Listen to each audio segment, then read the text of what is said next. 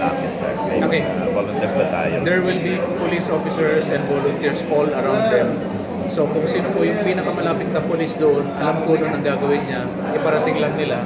And then we have exclusive communication lines po para iparating natin dito sa ating multi-agency coordinating center. Siya po ang magmamanage sa pag-dispatch lahat ng emergency calls, messages, situations. Ganyan po. So, mas mabilis pa rin. Mabilis pa rin po. Mas mabilis po kasi exclusive siya. Walang masyadong slowing down of signals. Kaya mas magagamit natin yung airwaves. Dito sa Basilica, sir, ilang police personnel ang i-deploy natin during the Novena and up to the Big Day? As of this time, we have at least 303 on our list. But according to our regional director, he intends to increase the number considering the really large volume of churchgoers that time. Clarification lang po, kailangan pipila sila and yung no backpack is ano na talaga yun, i-implement na natin yun. Yung sinabi po ng ating RD na we will dedicate one lane for the backpackers. This is a humanitarian consideration. We cannot be too strict. Kasi alam naman niya, may mga pumupunta rito na backpackers lang talaga. Pupunta sila, they won't check in hotels or transient houses. Dala-dala nila yung buong gamit nila for 2 to 3 days.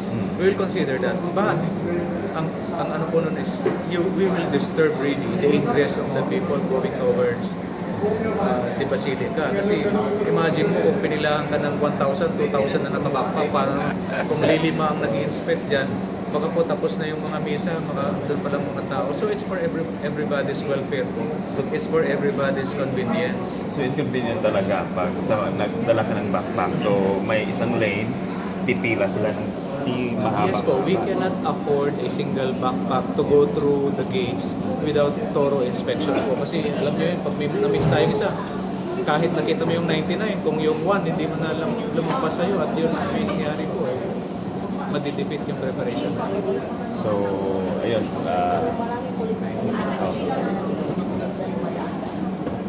During the 9-day Novena Mass, minimum 300 police po ang deployed dito sa atin. So still, yung clear bag natin, in-encourage nyo din po. Yes po. Ang point po natin doon, if you cannot avoid bringing things like, sabi ni RD po kanina, yung maintenance mo, isang tubig, o natasya naman sa maliit na lalagyan, minimize na po natin yung paggamit unnecessarily ng malalaking lalagyan.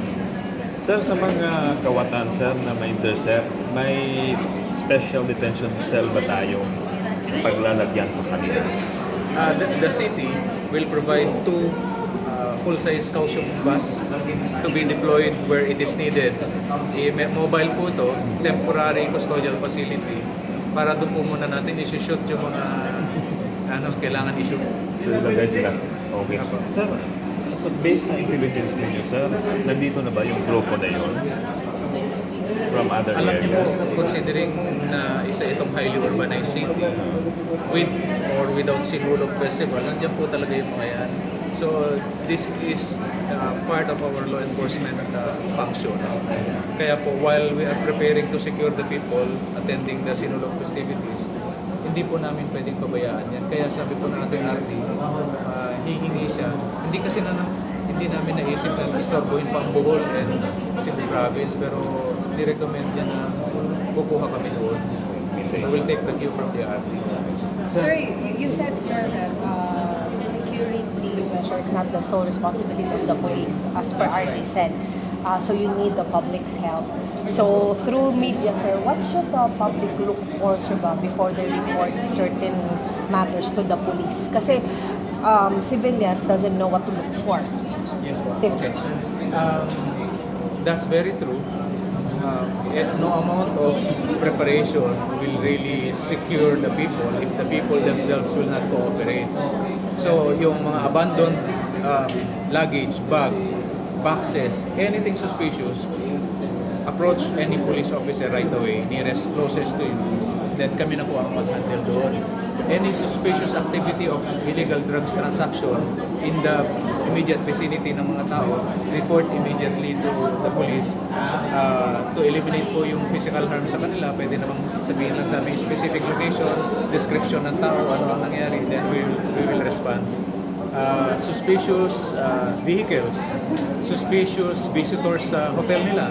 Halimbawa, naka-check-in ka sa isang hotel. Nagtataka ka bakit iba-ibang lahi ang pumapasok dyan sa kwarto na yan at parang hindi natutulog yan, magdamag may activity sila sa loob. Call the attention of the police. So from the airport to the hotels to the roads leading to all the processions and activities, you have to be very vigilant. Sa ibang police pala yung toka sa yung mga backpackers na papasok dito sa Cebu City Sports Wala Center. kaming specific na mag-multitask po kami, ano? So, those who will be assigned at the gates. Merong security po ang merong private security ang Basilica. But this time, dati kasi during ordinary days, sila-sila lang. This time po mag-a-assist ang PNP sa searching. So, tulong-tulong po. Verification lang. Ilan po yung mga police schedule sa ruta ng solemn procession? 5,342 as of this date. Pero katulad na sabi ko, pinapost na article gabi sa amin during our briefing sa kanya na let's increase this. Sabi niya, so mag-increase kami. That's aside from yung watch multipliers natin na mahigit 10,000. Sir, tungkol po doon kasi sa religious aspect. Pag during the Grand Parade, sir ba, based sa experience last year, parang walang crowd control pa siya. So yung mga tao, cross, labas-masok pa sa route. So ngayon, anong gawin natin, sir? We will avoid confusion sa security forces kasi security will be different from yung crowd control. Kung magde-depend kami sa security forces natin na sila rin ang mag-crowd control, mahihirapan po madidivide ang attention. Ngayon, ang gagawin po namin is the Boy Scouts of the Philippines, the ROTC from the Academy, radio communication groups and other civic groups will assist us in holding the ropes. So may rope talaga? Although meron pa rin kami police doon. Pero most of the people holding the ropes will be from the civilian volunteer groups para makapag-focus po yung security forces Sa mga force multipliers na yun. Yes, po. Sir, yung tanong ko kanina sa KRD, yung mga snatchers from Luzon, minumonitor ka natin. Opo, dalawa daw klase ang pupunta sa Sinulog, turista, saka terorista, no? Again, ulitin ko po, while busy kami sa Sinulog 2020, hindi po magbabago yung kilos ng police, lalo sa Cebu City Police Office, regarding our anti-criminality operations. Illegal drugs, anti-criminality, other operations, susustain po namin, hindi pwedeng pabayaan. That's why, sabi po ni RD, as much as possible, do not disturb dapat intact ang force ng Cebu City Police Office. Bigyan niyo sila ng other police from other provinces para hindi mabala yung ating enforcement. Sir, nandito na yung mga kawatan sa dito ay nabiktima ng cellphone snatching. May balin pa kaya ito? Take note na po ito. Bakit? Ano po yung cellphone niyo? Samsung G4. Samsung G4. Bagong bili pa lang. Yan yung sinasabi natin kasi hindi natin makuha ng tao. So,